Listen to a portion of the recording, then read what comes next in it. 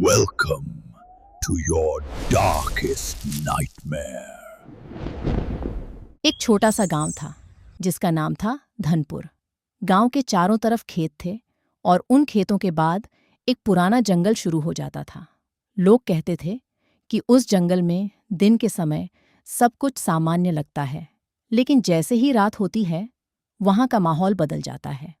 गांव के बुजुर्ग हमेशा बच्चों को समझाते थे कि रात के समय जंगल की तरफ बिल्कुल मत जाना, लेकिन हर गांव में एक ना एक ऐसा आदमी होता ही है जो इन बातों पर विश्वास नहीं करता। धनपुर में भी एक ऐसा ही आदमी था जिसका नाम था वीरन। वीरन शहर में काम करता था और कई सालों बाद वह अपने गांव वापस लौटा था। उसे इन सब बातों पर बिल्कुल यकीन नहीं था। उसके लिए ये सब सिर्फ डराने वाली कहानियां थीं। एक दिन शाम के समय उसे पास के कस्बे जाना पड़ा। काम खत्म होते होते रात हो गई। अब उसके पास दो रास्ते थे, एक लंबा रास्ता जो सड़क से होकर जाता था और दूसरा छोटा रास्ता। वीरन ने बिना ज्यादा सोचे छोटा रास्ता चुन लिया। जैसे ही वह जंगल के अंदर पहुंचा, चारों तरफ सन्नाटा था। पेड़ों के बीच से हवा की हल्की आवाज आ रही थी। कुछ दूर चलने के बाद उसे महसूस हुआ कि जैसे कोई उसके पीछे चल रहा है। वह रुका और पीछे मुड़कर देखा, लेकिन वहां कोई नहीं था और वह फिर से आगे बढ़ने लगा। कुछ कदम चलने के बाद फिर वही एहसास हुआ। वीरन का दिल तेज धड़कने लगा। अब उसने अपनी चाल तेज कर दी। वह जल्दी से जल्दी जंगल पार करना चाहता था। कुछ दूर जाने के बाद उसे सामने रास्ते पर कोई खड़ा दिखाई दिया। वह एक आदमी था जो उसकी तरफ पीठ करके खड़ा था। वीरन धीरे धीरे उसकी तरफ बढ़ा। जैसे ही वह पास पहुंचा, वह आदमी अचानक मुड़ा।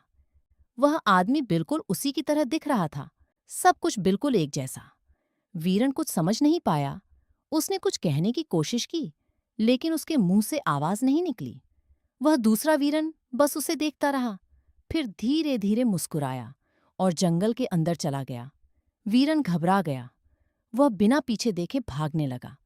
काफी देर भागने के बाद वह किसी तरह गांव पहुंच गया। घर पहुंचकर उसने किसी को कुछ नहीं बताया। उसे बार बार वही चेहरा याद आ रहा था। अगले दिन गांव में खबर फैली कि जंगल के अंदर किसी की लाश मिली है। जब लोग वहां पहुंचे तो उन्होंने देखा वह लाश वीरन की थी। गांव वाले हैरान रह गए, क्योंकि उसी समय वीरन अपने घर में बैठा था। अब सबको समझ आ गया कि जंगल की कहानियां सच थीं। उस दिन के बाद गांव में एक अजीब बात होने लगी। रात के समय कुछ लोगों को अपने ही घर के बाहर खुद की आवाज सुनाई देती थी। धीरे धीरे गांव के लोग बदलने लगे। कुछ लोग चुप रहने लगे, कुछ लोगों ने घर से निकलना बंद कर दिया। एक दिन वीरन के घर के बाहर भी देर रात किसी ने दरवाजा खटखटाया। वीरन ने अंदर से पूछा, कौन है? बाहर से आवाज आई, मैं हूं, दरवाजा खोल। वह आवाज बिल्कुल वीरन जैसी थी। उसे समझ आ गया कि जंगल से जो आया था वह अभी भी उसका पीछा कर रहा है। उसने दरवाजा नहीं खोला। सुबह जब उसने दरवाजा खोला तो बाहर मिट्टी में पैरों के निशान बने हुए थे जो सीधे जंगल की तरफ जा रहे थे। लेकिन अजीब बात ये थी, उन निशानों में एक जोड़ी पैरों के साथ एक और जोड़ी निशान भी थे जो बिल्कुल उसके अपने पैरों जैसे थे। अब वीरन समझ चुका था कि जंगल सिर्फ लोगों को गायब नहीं करता, वह उनकी जगह ले लेता है।